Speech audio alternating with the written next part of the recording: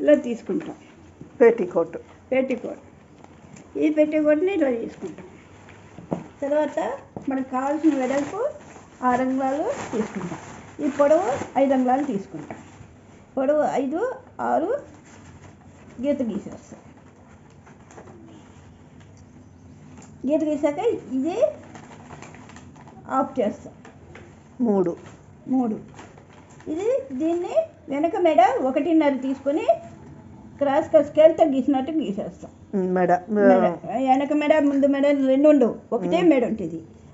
చంక దీనికి డబల్ తీసుకుంటాం. 2.5, ఇది 1.5.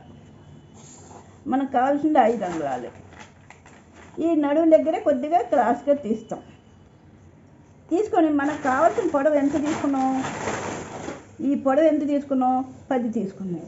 10ని ఇది వెడల్పు, గౌను లూజు. ఈ గౌను లూజు ఈ క్రాస్ దగ్గర నుంచి ఈ గౌను ఇట్లా క్రాస్ తీసేస్తాం.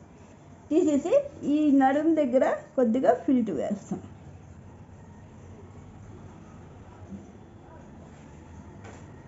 ఇదన్నమాట. ఇది పట్టీకి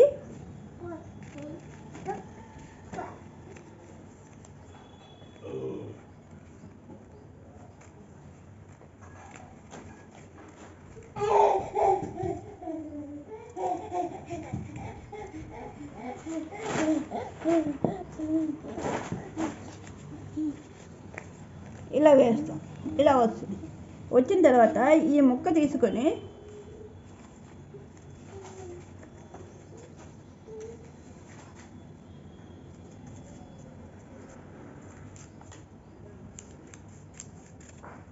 ఇలా పట్టీ కుడతారు.